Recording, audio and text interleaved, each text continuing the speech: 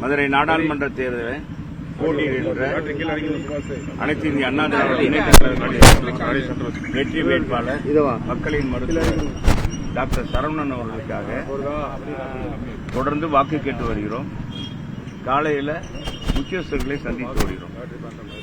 இன்னைக்கு காலையில் வேட்பாளர் மற்றும் கழக நிர்வாகிகளோடு சென்று ஜுவல்லர்ஸ் அண்ட் புல்லியன் அசோசியேஷன் தலைவர்களை அவங்களுடைய நிர்வாகிக பெருமக்களை சந்தித்தோம். அவங்க ஆதரவு தரேன்னு சொல்லிட்டாங்க.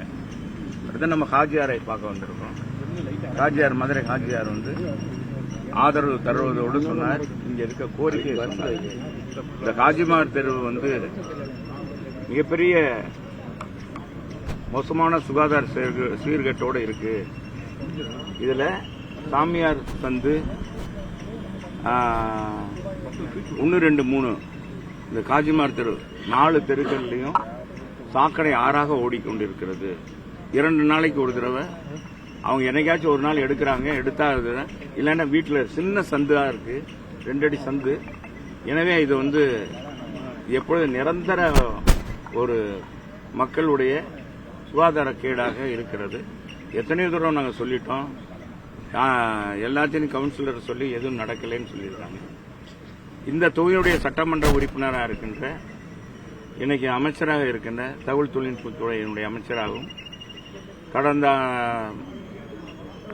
1.5 ஆண்டுகளுக்கு முன்பாக நிதித்துறை அமைச்சராகவும் பவர்ஃபுல் அமைச்சராக இருந்த பிடிஆர் பழனிவேல் தியாகராஜன் 2 முறை இந்த தொகுதி மக்கள் வாக்களித்து அவரை வெற்றி பெற செய்திருக்கிறார்கள்.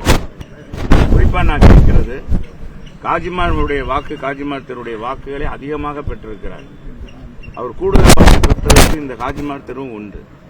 இந்த மக்களுக்கே அவர் ஒன்றும் செய்யல. காஜியாரே வருத்தப்படுகிறார், மனம் புண்படுகிறார் என்றால் நீங்க பார்த்துக் கொள்ளுங்க அவருடைய செயல்பாடு. இப்ப நான் மாநகராட்சி கமிஷனர்கிட்டையும் மாநகராட்சியுடைய முதன்மை பொறியாளரிடத்தையும் நான் அங்கிருந்து தொடர்பு பண்ணேன். இப்ப இன்னைக்கு என்னன்னா தேர்தல் காலமாக இருக்கிறதுனால டெண்டர் எதுவும் நாங்கள் போட முடியாது. ஏன்னா நான் சொன்னேன், அந்த தெருக்கல்ல இருக்கிற மக்களை வெளியேற்றுறது ரொம்ப கஷ்டம், புதிய குழாய் அமைப்பது ரொம்ப கஷ்டம். எனவே காஜிமார் மெயின் ரோட்ல ஒரு பெரிய வெல் ஒன்று அமைத்து அதிலிருந்து லிப்ட் வெல் அதை கடத்துகிறதுக்கு நீங்க பம்பிங் ஸ்டேஷன் அமைக்கணும் அப்படின்னு சொன்னேன். கட்டாயம் அமைச்சிருவோம் சார் கமிஷனர் சொல்லியிருக்காரு, உறுதி கொடுத்திருக்காரு. அவர் சீஃப் இன்ஜினியர் ரூபன் அவர்களும் சாரும் இருக்காங்க.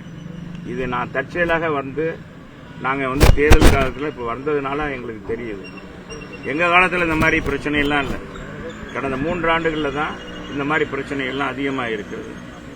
எனவே இதை யாரும் பாராமுகமா இருக்கிற நம்முடைய அமைச்சர் அவர்கள் அவருடைய பிஏக்கள் உதவியாளர் தொடர்பு கொண்டு உடனடியாக போர்க்கால அடிப்படையில் இந்த காஜிமார் மக்களுக்கு விடுதலை கிடைக்கிற மாதிரி, சுகாதார சீர்கேட்டிலிருந்து அவங்க விடுதலை கிடைக்கிற மாதிரி செய்யணும்னு கேட்டுக்கிறேன்.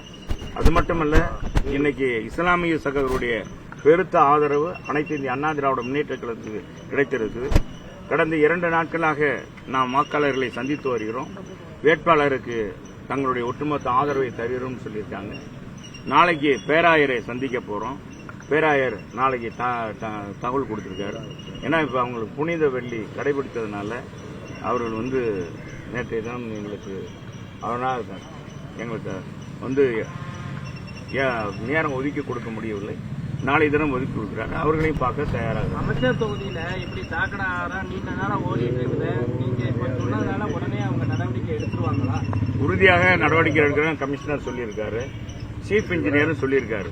இதுக்காக ஒரு போராட்டமே நாம social democratic party of India SDPI கட்சியினுடைய ஒருங்கிணைப்பாளர் சீமான் சிக்கந்தர் அவர்கள் தலைமையில் மிகப்பெரிய ஒரு போராட்டமே நடத்தியிருக்காங்க. நடத்தியும் கூட எந்த விடிவும் கிடைக்கல. உறுதியாக இப்ப நான் சொல்லியிருக்காரு. இப்பதான் என்னுடைய கவனத்துக்கு வந்திருக்கு. எங்களுடைய வேட்பாளர் வெற்றி பெற்று வரும் பொழுது நிச்சயமாக இந்த மாதிரி கோரிக்கைகள் மதுரையில் வராத அளவுக்கு வருவதற்கு முன்பாக அவங்க இடத்துல கேட்டு நிச்சயமாக அதையெல்லாம் களைவதற்கு இந்த தெருவில் பழைய, அதாவது ஏற்கனவே போடப்பட்ட பழைய குழாய்கள், கழிவுநீர் கடத்துகிற குழாய்கள் பெரிதாகவும் இன்னைக்கு ஒரு வீடு 10 வீடாக பெருக்கும். மக்கள் பெருக்கம் அதிகமாகுது, அடுக்குமாடி குடியிருப்பு இருக்கிறதுனாலவும் தெரு ரொம்ப குறுகியதாக இருப்பதனால பணியை செய்வதற்கு சிரமமாக இருக்கு.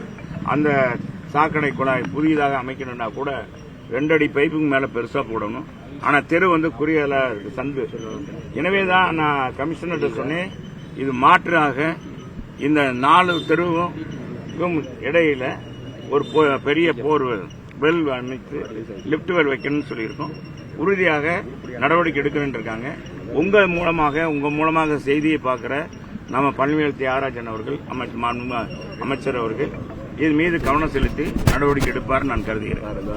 அண்ணாமலை நேற்று பேசுறப்ப என்ன சொல்லியிருக்காரா, பாரதிய ஜனதா கட்சியோட கூட்டணி வச்சாதான் அந்த வண்டி டெல்லிக்கு போகும், மற்ற வண்டியெல்லாம் லோக்கல்ல தான் சுத்துன்றார்.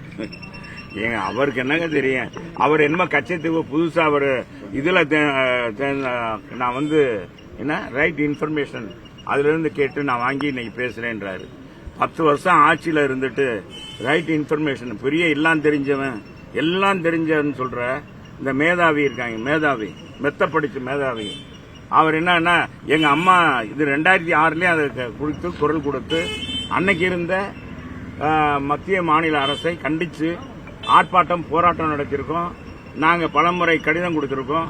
அது மட்டுமல்ல, அன்னைக்கு கலைஞர் அவர்கள் கொச்சையாக சட்டமன்ற தொடர் கூட்டத்திலேயே மீனவர்கள் ஆசைப்படுகிறார்கள், பேராசைப்பட்டு மீன் சுவையாக இருக்கின்றதுக்காக அந்த எல்லை தாண்டி போய் பிடிக்கிறவங்கள அவங்க வரவேற்கவா செய்வாங்க, பூ போட்டு வரவேற்கவா செய்வாங்க, குண்டால தான் சுடுவாங்க, இது அந்த மாதிரி இருக்கக்கூடாதுன்னு சொன்னார். ஏன்னா அவர் தான் அந்த கச்சத்தீவு கொடுத்ததுக்கு 1974 காரணம்.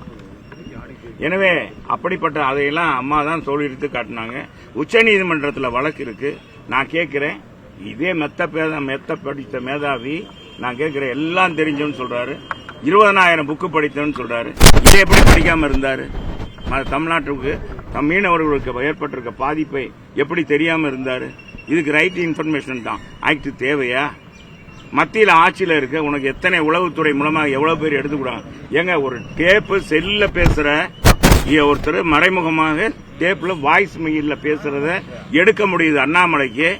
ஆனா மீனவ சமுதாயம் பாதிக்கப்படுகிற மிக மோசமான அந்த கச்சத்தீவு பிரச்சனை இல்ல, ஏன் மோடிஜியிடம் முதலே சொல்லி நடவடிக்கை எடுத்திருக்க கூடாது நான் கேட்கிறேன்.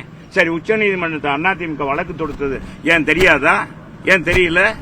இன்னைக்கு என்னமோ புதுசா இன்னைக்கு மீனவர் சமுதாயம் அவருடைய நம்பிக்கையை அவங்க வாக்குகளை பெறுவதற்காக இது மாதிரி ஒரு நாடகம் நடத்துறாங்கன்னா இதுதான் மிகப்பெரிய பொய். அதான் சொன்னேன்ல, திமுக ஒரு பொய் சொல்லுங்கன்னா அவங்க மகா பெரிய பொய்ய சொல்கிறார். அதனால இது நடக்குது. என்னங்க லோக்கல் வண்டி? இந்த எந்த வண்டி டெல்லிக்கு போகுது, எந்த வண்டி டெல்லிக்கு போகலன்றது மக்கள் தீர்மானிப்பாங்க. அண்ணாமலையா தீர்மானிக்க போறாரு? அண்ணாமலை ஞானியா? அண்ணாமலை சொன்னா ஓட்டு பூரா விழுந்துருமா அந்த பாரதிய ஜனதாவுக்கு? ஏங்க இதெல்லாம் நடக்கக்கூடிய காரியமா? மக்கள் தாங்க எஜமானர்கள். நீ பேசலாம், ஆட்சி அதிகாரத்தில் இருக்குன்னு அண்ணாமலை பேசலாம். எந்த வண்டி டெல்லிக்கு போகுதுன்றது தேர்தல் முடிஞ்ச பிறகு மக்கள் முடிவெடுத்து அனுப்புவாங்க. தைரியமான கருத்துக்களை தொடர்ந்து சொல்லிட்டு வாரீங்க. இந்த மாதிரி தைரியமான கருத்துக்களை சொல்லக்கூடியவங்களுக்கு அமலாக்கத்துறையை வச்சு பயன்படுத்துறாங்கன்னு ஒரு இது இருக்கு. உங்க பையன் இது இருக்கா? ஏங்க எங்களுக்கு எல்லாம் மடியில கணம்ல வடியில பயம்ல தலைவா. இதெல்லாம் இன்னொன்னு சொன்னா ஜெயிலே எங்களுக்காக கட்டப்பட்டது. ஜெயிலு வெள்ளக்காரனே இந்த சட்டம் கொண்டு வந்ததே எங்க எதிர்த்து தான். வாய்ப்பூட்டு சட்டம் கொண்டு வந்தது எங்க சமுதாயத்துக்கு. ஆனா இப்ப இல்லங்க, இப்ப ரெண்டாக சுச்சிப்பி. ஆனா அண்ணாவை அழகிரி ஆனாவை எதிர்த்தே அரசியல் பண்ணுவேன். உங்களுக்கு தெரியும், நான் ஆனாவை எதிர்த்தேன். எவ்வளவு பெரிய ஜாம்பவானா இருந்தார். இங்க மதுரையில பார்த்தா சொக்கநாதர் மீனாட்சி சுந்தரேஸ்வரர் காட்டில் அவருக்கு தான் செல்வாக்குன்னு திமுக துதிபாடிகள், அண்ணனுக்கு துதிபாடிகள் இருந்தாங்க. அண்ணன் அழகிரிக்கு இன்னைக்கு அவங்க எல்லாம் எங்க போனாங்கன்னே தெரியல. அண்ணன் வளர்த்து விட்டாரு, இன்னைக்கு ஓடி போயிட்டாங்க. அது வேற, அவங்க பசையை தேடி போயிட்டாங்க. அவங்க எல்லாம் பார்த்தா எனக்கு ஊண்டுவாங்க. கூட இந்த சலசலப்புக்கெல்லாம் நாங்க பணம் காட்டுனாரு, இதுக்கெல்லாம் அஞ்ச மாட்டோம்னு நான் சொன்னேன். இது என்ன சுச்சுப்பி? இவங்களுக்கெல்லாம் நாங்க பயப்படுவோமா? அது இல்ல. நலத்திட்டம் என்ன சொன்னீங்க? பாஜக விமர்சனம் செய்தாங்க. உண்மையிலே சொல்றேங்க, திராவிட முன்னேற்ற கழகம் நல்லதை செய்தால் வரவேற்க நாங்க காத்திருக்கோம். யார் செய்தாலும் தமிழ்நாட்டு மக்களுக்கு நல்லது செய்யணும். என்ன செஞ்சிருக்காங்க? அனைவருக்குமான 2,15,00,000 குடும்ப மகளிருக்கும் குடும்ப அட்டைதாரருக்கும் நாங்க 1000 ரூபாய் கொடுப்போம்னு சொன்னாங்க தேர்தல் அறிக்கையில். நகைக்கடன் யாராச்சும் தள்ளுபடி பண்ணுங்கன்னு மக்கள் கேட்டாங்களா? கோரிக்கை வச்சாங்களா? கோரிக்கை வைக்கலையே, கோரிக்கை வைக்கல. ஆனா இவங்க என்ன சொன்னாங்க? நகைக்கடன் கூட்டுறவங்கில வைங்க நாங்க தள்ளுபடி பண்றோம் அப்படின்னு சொன்னாங்க. 48 லட்சம் பேர் வச்சாங்க. கடைசியில எவ்வளவு பேர் தள்ளுபடி பண்ணாங்க? இந்த அரசாங்கம் 13 லட்சம் பேருக்கு தான் தள்ளுபடி பண்ணாங்க. அது முறையாக கூட்டுறவங்களுக்கு நிதி கொடுக்கல, அரசு நிதி கொடுக்கல. தள்ளுபடி பண்ண தொகையை நிதி கொடுக்கணும். இதனால வங்கிகளா இன்னைக்கு நஷ்டத்துல, நாங்க லாபத்துல நடத்தியிருந்தோம், இவங்க நஷ்டத்துல கொண்டு போறாங்க. இன்னைக்கு மாவட்ட வங்கி, இன்னைக்கு கூட்டுறவு வங்கி, தொடக்க கூட்டுறவு கடன் சங்கங்கள்லாம் எங்க காலத்துல பொற்காலமாக இருந்துச்சு. இந்த காலத்துல இன்னைக்கு பாத்தீங்கன்னா வாழ்வாதாரம் இழந்து கொண்டு இருக்கிறது. அந்த கூட்டுறவு பணியாளர்களுக்கும் சம்பள உயர்வு அவங்க கேட்கிற உதவிகளை செய்யல. நாங்க 10 ஆண்டுகள் ஆட்சியில் இருந்தோம். ஏதாச்சும் நான் தான் அந்த துறையின் அமைச்சர், யாராச்சும் ஒரு போராட்டம் நடத்தினாங்களா? கூட்டுறவு சங்க ஊழியர் போராட்டம் நடத்தினாங்களா? தொழிலாளர் போராட்டம் நடத்தினாங்களா? அலுவலர் போராட்டம் கேட்காம அள்ளி கொடுத்தவர் புரட்சி தலைவரும் புரட்சி தமிழர் எடப்பாடியார் அள்ளி கொடுத்தாங்க.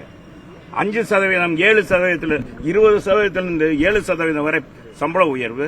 அனைத்து வங்கிகளும் நஷ்டத்தில் இருந்த மாவட்ட வங்கிகள்லாம் இன்கம் டாக்ஸ் கட்டுற அளவுக்கு கொண்டு வந்தோம். எல்லா வங்கிகளும் ஆன்லைன் வர்த்தகத்துக்கு கொண்டு வந்தோம். கம்ப்யூட்டர் மயமாக்கணும். தொடக்க கூட்டுறவு சங்கங்கள்ல எல்லாமே கம்ப்யூட்டர் மூலமா ஆக்கி அது ஆன்லைன் கொண்டு வரதுக்கான அத்தனை நடவடிக்கை எடுத்தோம். இதனால நிதி ஆதாரம் பெற்றோம். எங்க காலத்துல அந்த கூட்டுறவு வங்கியில ஒரு காலத்துல நம்பிக்கை இல்லாம இருந்துச்சு. இன்னைக்கு கூட்டுறவு வங்கியில நம்ம டெபாசிட் செஞ்சா ஒரு நம்பிக்கையா இருக்குன்னு சொல்லி மக்கள் எல்லாம் எங்க கூட்டுறவு வங்கியில அதிகமாக நான் இருக்கும் போதே பாத்தீங்கன்னா 60,000 கோடி ரூபாய் தமிழ்நாடு வங்கியில இருந்தது டெபாசிட். இதெல்லாம் வாங்கி கொடுத்தனாலதான் பயிர்க்கடன் இன்னைக்கு கொடுக்கறாங்க திமுக. அப்ப இதை நாங்க விமர்சனம் பண்ண மாட்டோமா? அரசா கொடுக்குறது பயிர்க்கடன். கூட்டுறவு வங்கியில இருந்தும் மத்தியில இருந்தும் நபார்ட்ல இருந்தும் நிதி பெற்று நபார்ட்ல 1/3 கொடுப்பாங்க. மத்திய கூட்டுறவு வங்கியில மாவட்ட கூட்டுறவு வங்கியில இருந்தா நிதி பெற்று இந்த ஒவ்வொரு ஆண்டும் அந்த ரேஷியோ பிரார்த்தனை இவங்க ஒன்றும் கூட கொடுக்கல. ஒவ்வொரு தடையும் பாத்தீங்கன்னா பயிர்க்கடனுக்கு அந்த விகிதாச்சாரம் கூடும், பயிருடைய கொடுக்கிற கடன் விகிதாச்சாரம் கூடும். அந்த கூட்டுறதுல தான் கொடுக்கறாங்க ஒழிய புதிதாகவும் ஒன்றும் அள்ளி கொடுக்கல. எவ்வளவு எவ்வளவு கொடுத்தாங்க, எவ்வளவு வருது, எவ்வளவு வருகிறது அதை சொல்லணும். அப்ப இதை விமர்சனம் பண்ண மாட்டோமா? சரி, இவங்க கொண்டாந்து திட்டாங்க. சரி, கல்வி கடன் ரத்துன்னு சொன்னாங்க, ரத்து பண்ணாங்களா? இன்னைக்கு பாத்தீங்கன்னா எல்லாருக்குமான கல்வி கடன் ரத்து. தமிழ்நாடு இந்தியா முழுவதும் கல்வி கடன் ரத்துன்னு சொல்றாங்க. என்ன இதை எப்படி விமர்சனம் பண்ணாம இருக்கணும்? நீங்க சொல்லுங்க. ஏதாச்சும் கொஞ்சம் இருக்க சொல்லுப்பா அவரை. சரி, கொஞ்சம் இருக்க சொல்லுப்பா. கலைஞருடைய பார்ட்டின்னு நினைக்கிறேன், ஸ்டாலினுடைய பார்ட்டி. கலைஞர் பார்ட்டியா இருந்தா சொல்ல மாட்டேன். அதே ஆமா, ஸ்டாலினுடைய பார்ட்டி. அவருக்கு எரிச்சல்ல பேசுறாரு. என்னன்னு வெயில் வேற இருக்குல்ல. என்னன்னா சொல்றது என்னன்னா, நாங்க தேவையற்றதை விமர்சனம் பண்ண மாட்டோம். அவங்க ஏதோ அதே மாதிரி தாலிக்கு தங்கம் கொடுத்தோம். பெண்களுக்கான ஒரு 3 சக்கர வாகனம் கொடுத்தாரு எங்க பொதுச் செயலாளர். 1 பவுன் தாலிக்கு தங்கம் கொடுத்தோம். மடிக்கணி நிறுத்திட்டாங்க. அப்ப இதை சொல்லாம எப்படி இருக்க முடியும்? எப்படி விமர்சனம் பண்ணாம இருக்க முடியும்? அதனால நாங்க விமர்சனம் பண்றோம்னா நியாயமான முறையில தான். திமுகவை தவறாக முறையில நாங்க விமர்சனம் பண்ணல, உண்மையை தான் எடுத்துரைக்கிறோம்.